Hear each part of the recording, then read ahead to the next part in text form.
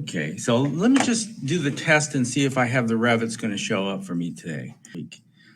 So we're looking at simple furniture was our last game plan, and now we're going to go.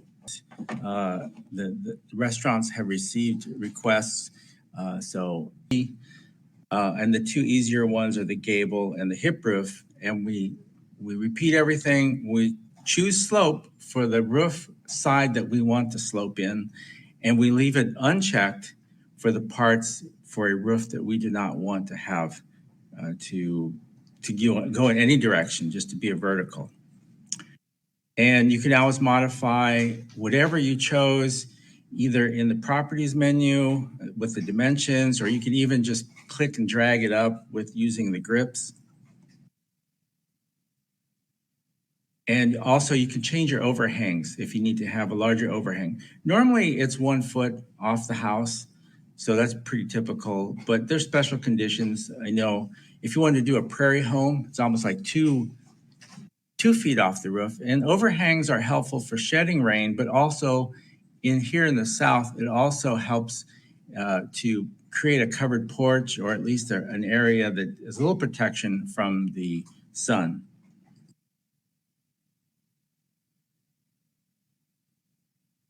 Okay, so we did, most of our roofs were done by footprint, and use reset shape tool to go back to a completely flat roof, removing all the lines.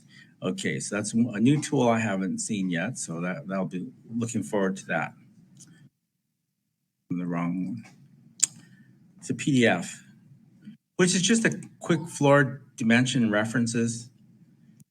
Okay, so we're going to do the external wall, and here's where I get to our interiors, because we're going to have to cut it, splice it. It is grueling. It's probably one of the hardest things to do in Revit, so that will probably take a few tries. I've also, below that, I put everything on one page. The interior dimensions that you're looking for. Interior dimensions can be tricky, and sometimes I think this chapter covers your connections. You can't just leave the roof unconnected. You have to go in and choose one of the 9 or 12 ways to connect, and we'll take a look at that. And more modifications. Okay, so this one.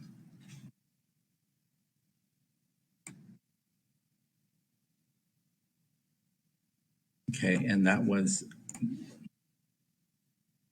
oh, I have 2 of those. Okay, so I'll erase one of, this one looks more extensive. This has the doors, windows, and the symbols that you'll use to mark them off, and what kinds of windows that you have. And also this door garage embossed panel. Now, if we did everything right, our family should show up and the door garage should be a choice. But if it isn't, then we have to do a little bit of footwork to go pick up these families. And for me, that's a little research, because I think you have to go onto the Autodesk website and load it off of the Autodesk website. Some of this reading that I wanted to go through to remind you, and that's the workbook for roofs. We talked about that. Windows and doors PDF for some of the interesting things that might befall you during your journey.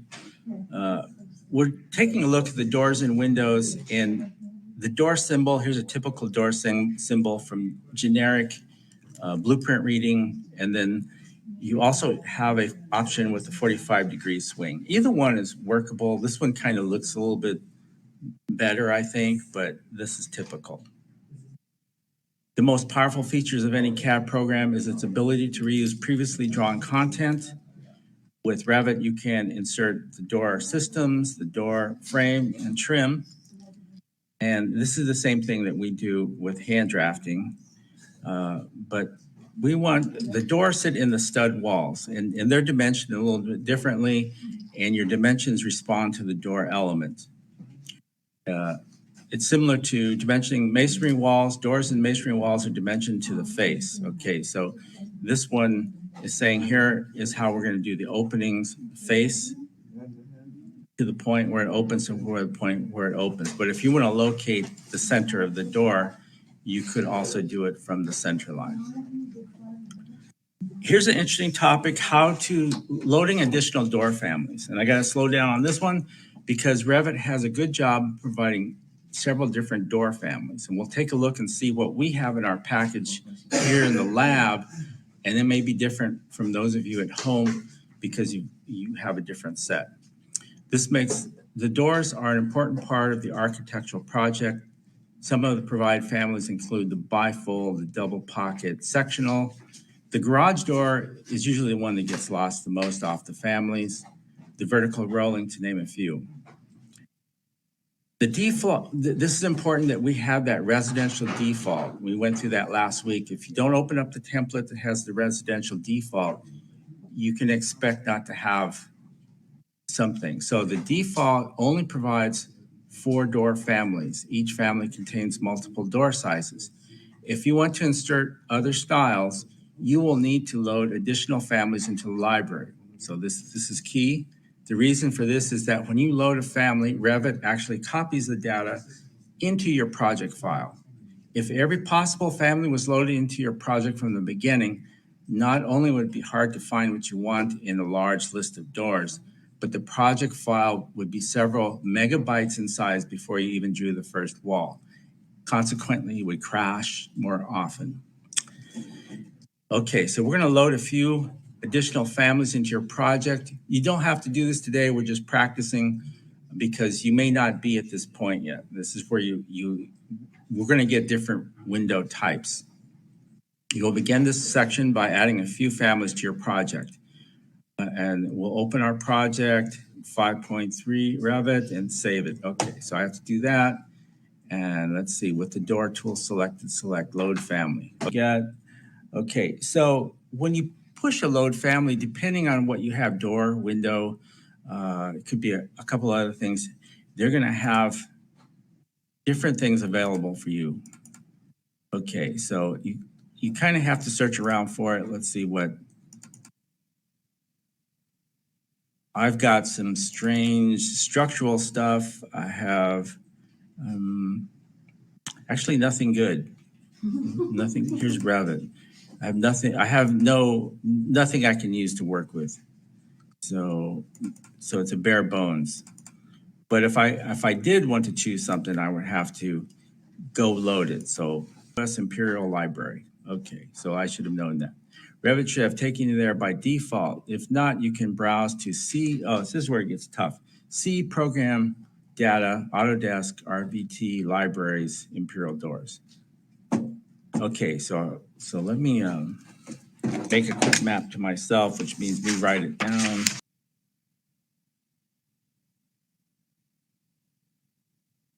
Okay, that's getting better.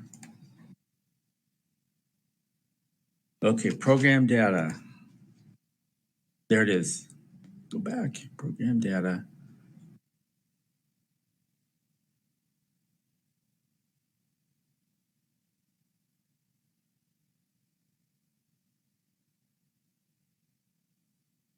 Okay, program data, Autodesk.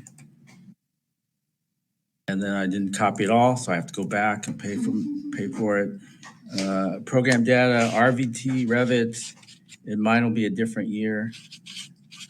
And then libraries. Okay, we'll go back in.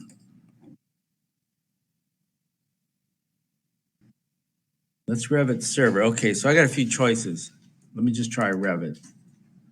Add-ins? That's not it.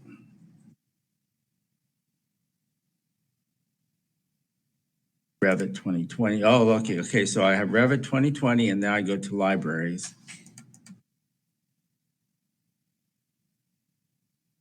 English Imperial. Now I'm going back to only 2 choices. Libraries, US Imperial, and doors.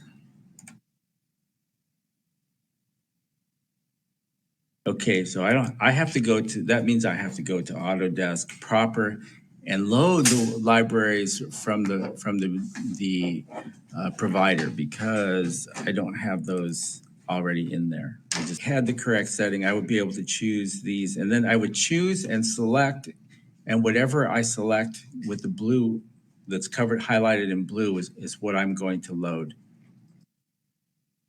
Leave the load family dialog open. And then you will load content provided with Revit. Okay, so somewhere in the C, you'll be able to do this. Fortunately, this is a week away, so we start early with this. Okay, so if you, and then when you go back to your families in the project browser, you'll see that these were brought in and they will be as a chosen palette.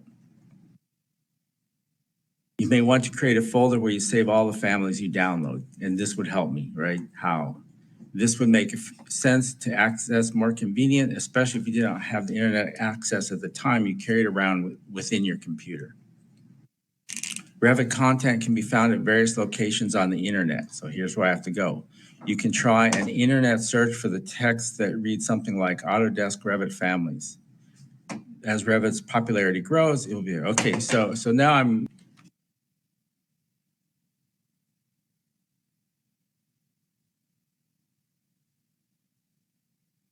okay, how to download Revit content, Revit Families. Although this, and so, okay, so I'm done because look, this is 2023. I don't know if I can go back in time. Okay, so here's the families. And then I have to go back to C.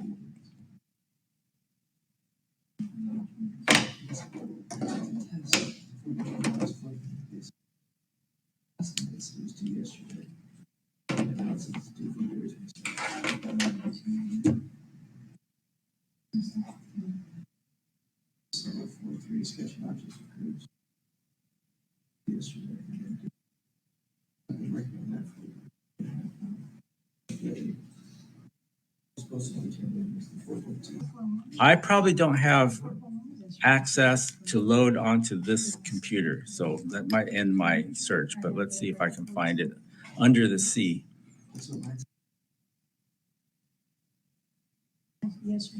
Autodesk. To here, I need to get, and you can probably try this too when you get to this place to get these parts. We're introduced to door tag on placement in the ribbon. It automatically adds a door tag, and you can also select where to place it, and it also keeps track on your schematic design of all the things that you've added. Okay, so this begins our slow process of just adding these parts into our model. That you need to break some of these walls up. You can create a wall opening, which is sort of like an overhead or an open space. You choose wall and then you break the opening. And shows up something, the wall opening kind of looks like, it will end up like this. And it won't show anything here, but if you go into interior elevation, then you can see it. Either it's an archway or it's a rectangle opening.